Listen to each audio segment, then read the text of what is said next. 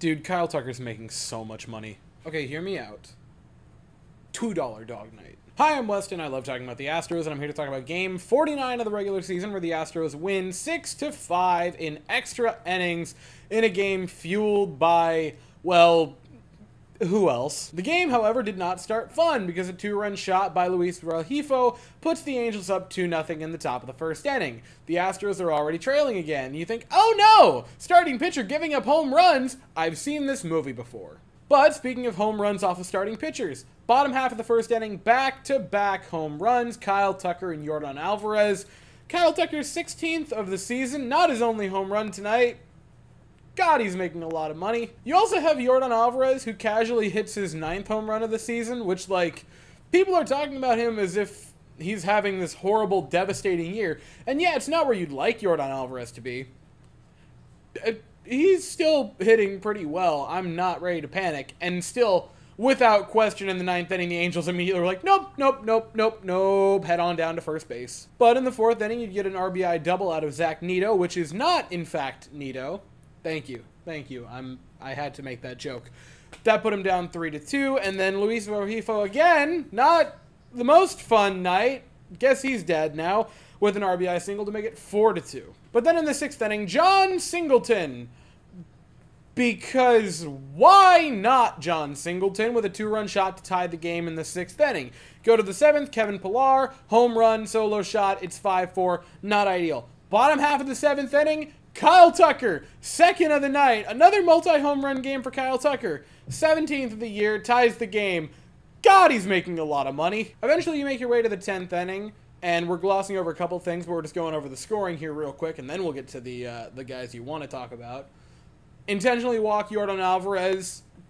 Yeah, I don't blame you, but also, ha, cowards. Bregman almost ends it with a 3-run shot, just shy. Dude, that would have been so great. It would have been such a great moment for Bregman. Who knows how much more money he would have made. That was a $300 million flyout. But you advance the runners, you take away the double play, and Jeremy Pena simply dusts his hands and ends the game with an RBI single to walk the game off. Final score is 6-5. Ironically enough, when you look at the offense, the guys who had big nights are just the lowest of low-hanging fruit. Yordan Alvarez and Tucker both had multi-hit games. Both of them had a pair. Tucker with a pair of home runs. You'd have a pair of hits out of Jeremy Pena, who would walk it off in the 10th inning. And you'd have a pair of hits out of Jake Myers, who, like, dude, I'm a big Chaz guy.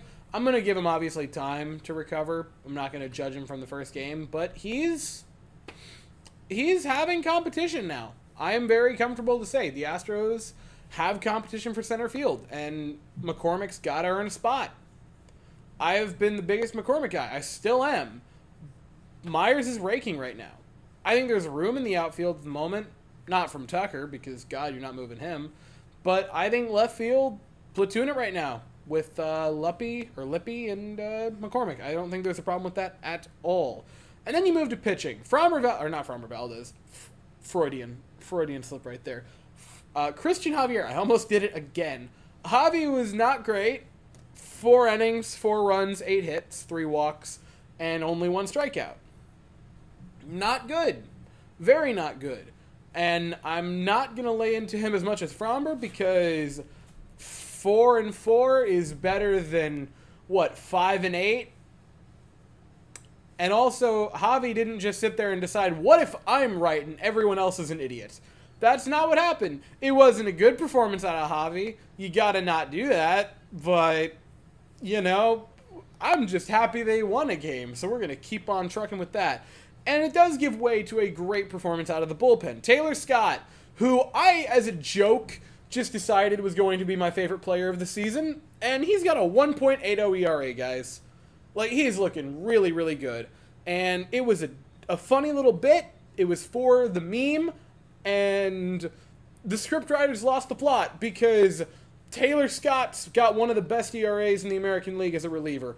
And I am here for it, because that is funny, but if you would have had me pick who in the bullpen would have a, like, sub-2 ERA nearing June, I don't think I ever would have got to Taylor Scott, because I don't think I knew he was on the roster entering the season. But good for him. You would then get Brian Abreu, who would come in, picked up a pair of strikeouts, which is good. Gave up a home run, which isn't great, but it was a mistake. He's looked good recently. He's had a nice little stretch. It's one of those nights. You just go, sometimes the bullpen's going to give up a run. They were out there for 6 innings. I'm not going to be too harsh on him. Not great, however. Then you get to Presley. Really, really solid. Ending of work. The masterpiece of the night. The gem was Josh Hader with just a dominating 10th inning. Finishes his night. Pair of innings. 4 strikeouts. No walks. He was phenomenal. And goes the extra inning. People talk about, oh, Josh Hader will only go 1 inning. As if almost every time the Astros have gone to extras, he hasn't pitched both innings and pitched them both really, really well. Like, I understand that he's still got a long way to come before he is worth that contract, and he's got a lot to earn it. Dude, he is really having some moments. He is picking up momentum. He's picking up steam. He's having a good stretch of games in a row. I think the ERA is going to recover. It might not recover to a point where you want it to be, but I think once we get to the end of the season, it's going to be a low enough number that you go, well, if you take out the first 10 games, it'll be pretty legit. I have a lot of faith in him. This is another one of those performances that you're like, yeah, he's still a really, really elite pitcher. He just had a not good start to the season. But buried within him is that monster. And now the Astros draw a little bit closer to second place as the Rangers lose another game. And keeping an eye on the standings, the Astros draw another game closer to second place, but 2 games back of second place in the Western. And now, watching the standings, the Astros draw within 2 games of second place in the American League West, and only 5 games back of the division lead, which again, still isn't great. Still 5 games under 500. The way it was not long ago, that is a bloody miracle. They have a chance tomorrow to win the series against the Angels and go into the off day with a very nice, comfortable win. Game is at 2:10 Eastern, 1:10 Central. The Astros are going to send Hunter Brown to the mound. That's going to be interesting. And the Angels are going to send Tyler Anderson to the mound. I'll be here afterwards to talk about it, but as for right now, that's all I have to say. Tomorrow I'll also be here with the Rangers video. That's going to be unhinged. I might stream it. I might not. We're going to find that out. It's going to be something. Game 1 of the Eastern Conference Finals, guys. Oh, I'm not the most excited, but also I'm very excited. I am petrified. Anyway, as for right now, that's all I have to say. I'll talk with you all tomorrow. That's not how I do this. I hope you all enjoyed the video. I'm tired and sleep delusion. If you enjoyed the video, please consider to like and subscribe. Thank you all so very much for watching. I hope you all have an absolutely fantastic day, and as always, go Astros.